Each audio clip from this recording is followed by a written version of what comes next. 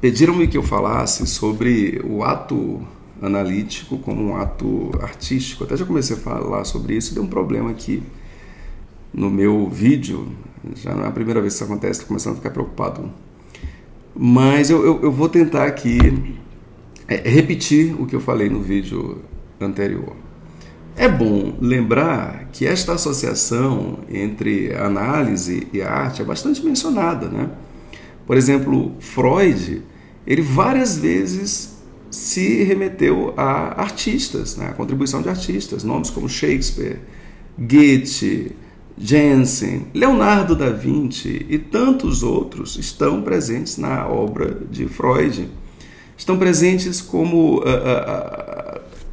a possibilidade de analisar a personalidade do artista através de suas obras. O Jensen, por exemplo, a famosa Gradiva, né? Isso é um texto inteiro dedicado apenas a isto, né? A possibilidade de analisar as obras como nela contendo e revelando alguma coisa que faz parte de um conteúdo universal da mente humana. Por exemplo, né? Sófocles, que pegou o mito de Édipo e transformou em uma tragédia, a famosa trilogia tebana de Sófocles, que inicia com Édipo Rei. Então, ali Freud entendeu que haveria algo assim da universalidade da mente humana. Não seria uma coisa transitória, né? Uma coisa de uma cultura qualquer, mas uma coisa que se repetiria em todas as culturas todo o tempo. O chamado, né? Depois ficou chamado como o complexo de Édipo. E, enfim, o Leonardo da Vinci, né, que também foi analisado. E olha, uma fala de Leonardo da Vinci foi colocada como uma referência para o que seria o processo de análise, né? O Leonardo, ele disse assim que as duas principais artes dele seriam feitas de duas maneiras. A principal, uma delas seria feita pelo trabalho de pôr e outra pelo trabalho de retirar. A pintura seria feita pelo trabalho de colocar. O artista colocaria na tela a tinta necessária para que a arte aparecesse. E a escultura pelo trabalho de remover. Então, ele, ao esculpir, removeria a pedra que encobriria a arte já presente no mármore. E aí Freud dizia, isso é a análise. A análise remove aquilo que encobre o conteúdo psíquico já presente na profundeza, nas profundezas da mente humana. Olha só. Né? E aí, pronto, outra coisa, assim, uma relação em termos de velocidade, né, no processo de chegada às profundezas da mente. O Freud disse que o analista, os artistas, chegavam voando onde os analistas chegavam mancando. Por quê? Porque os artistas, essa deixa que eu quero para desenvolver a ideia, seriam guiados por sua própria sensibilidade. Eles seriam mais audazes, né, neste sentido, de serem guiados por sua própria sensibilidade. Então, uma arte é uma coisa bastante intuitiva, ou pelo menos deveria. Eu sei que tem aqueles que querem produzir arte por técnica. Eu sei que tem isso, né? Aí os caras conhecem a técnica, se enchem de técnica e fazem uma arte, não tem repercussão, sabe? Não fala com o interno humano. Tem alguns que enganam, é verdade. Tem aquelas pessoas que querem dar de que conhecem a arte, enfim. Mas a arte não é isso, né? A arte é loucura, a arte é sublimação, até isso. Olha, a arte em si seria, inclusive, uma coisa terapêutica, porque enquanto a pessoa normal produz um sintoma a partir das suas questões, o artista produziria arte em vez de sintoma. Então seria a sublimação, né? Um processo, digamos assim, de cura do artista. Então a arte produzida é o interno do artista, é a cura do artista, é o sintoma sublimado do artista. E ao mesmo tempo, algo que é um poder que ele possui de ver para além de onde os outros veem. Não é à toa que tem gente que quer se passar por artista, aí faz coisas insanas, né? Esses abandonam a técnica e fazem coisas insanas que também não são arte, porque não são guiadas pela intuição.